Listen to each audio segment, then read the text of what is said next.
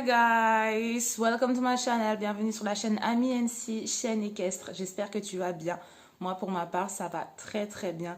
Je te laisse environ 15 secondes pour t'abonner, appuyer sur la cloche afin de recevoir toutes les notifications. Allez, c'est parti. Aujourd'hui dans cette vidéo on va parler de la fameuse mise à l'herbe. C'est vrai que la mise à l'herbe fait du bien au moral, malgré qu'on peut nourrir effectivement un cheval à l'année, au foin à volonté. Mais pour le moral de nos gros, ça fait quand même beaucoup de bien de pouvoir brouter en groupe. Enfin ouais, bref, tu vois ce que je veux dire. Mais par contre, une mise à l'herbe trop rapide peut aussi avoir des conséquences vachement négatives. On va commencer par la base. Alors déjà, l'herbe, elle contient 84% d'eau. Alors que les autres fourrages, eux, n'en contiennent que entre 20 et 40%, tu vois. C'est vrai que pour un cheval, une herbe super haute, super longue et structurellement beaucoup plus riche, beaucoup plus saine. Mais attention, si ton cheval était sur la terre quelque temps avant, le mettre dans une herbe super haute, très riche, très grasse, ça peut donner les premières complications. Comme une colique. C'est parti, c'est quoi une colique? Déjà, le terme colique, c'est très vaste. On va pas se mentir. De base, on emploie le mot colique comme un mal de ventre. J'ai mal au ventre, j'ai une colique. Savoir que la colique, c'est le premier risque de mortalité chez le cheval. Donc, c'est vraiment pas à prendre avec des pincettes. C'est vrai qu'il existe différents stades. Le stade 1 où on ne remarque rien. Puis il y a le dernier où effectivement le cheval est au bout de sa vie dans un état dépressif comme pas possible. Les symptômes les plus connus, c'est le cheval qui se regarde les flancs, le cheval qui gratte au sol, qui se roule. Mais pareil, vous verrez que c'est pas comme quand Doudou se roule parce qu'il a chaud et qu'il a décidé de se mettre un peu debout sur lui, qu'il n'a pas des mains pour se triturer le ventre. Il va tout simplement se rouler pour essayer de se soulager, ce qui souvent ne sert à rien. C'est un des risques quand vous mettez un cheval qui était sur la terre à directement une belle herbe bien haute, bien grasse.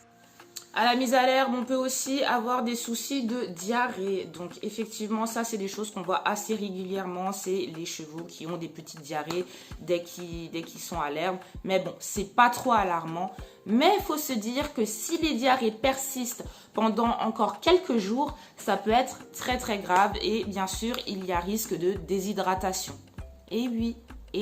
Quand c'est comme ça, encore une fois, on appelle le vétérinaire. Bien souvent, il va venir, il va vous prescrire un style de smecta space-fond. Et aussi, il vous demandera si vous avez bien vermifugé. Avec la colique, on avait vu la première cause de mortalité chez le cheval. Et maintenant, on va voir la deuxième, qui est la fourbure. Oublié de préciser que la colique était un symptôme et que là, on passe à la fourbure qui est une maladie. Donc, plus tôt la maladie est diagnostiquée et plus les chances de guérison totale est élevée. À savoir qu'il faut quand même garder en tête que cette maladie est très difficile à guérir totalement. Donc, bien souvent, cette chose horrible va revenir. La plupart du temps, ce qui cause cette maladie, c'est une alimentation trop riche en glucides solubles.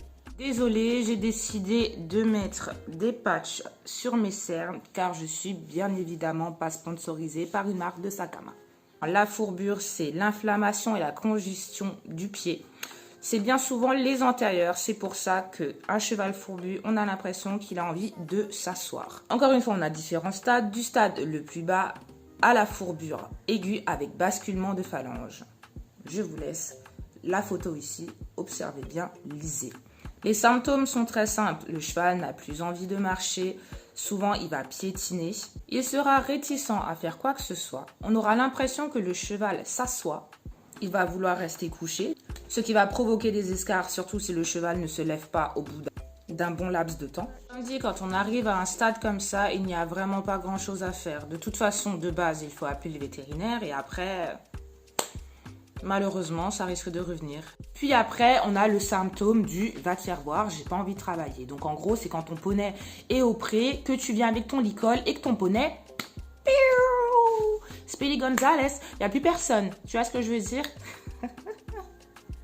Bon, bref, cette vidéo s'arrête là. J'espère qu'elle t'a plu et qu'elle a pu t'aider. Donc le mieux, c'est effectivement de faire les choses petit à petit, de prendre son temps afin de ne pas avoir de soucis, tout simplement. Je vous ferai une autre vidéo de ce style avec toutes les plantes toxiques. Parce qu'effectivement, en réalité, il y en a pas mal. Par exemple, moi, j'en ai une. Mon tuya. Ouais. Je vous ferai ça la prochaine fois. Donc, au cas où, n'oublie pas de me suivre sur les réseaux sociaux AmiNC, sur Instagram, AmiNC, sur Snapchat. Voilà. Donc, je vais te laisser. Je te fais plein de gros bisous et te dis à très bientôt. Ciao, ciao.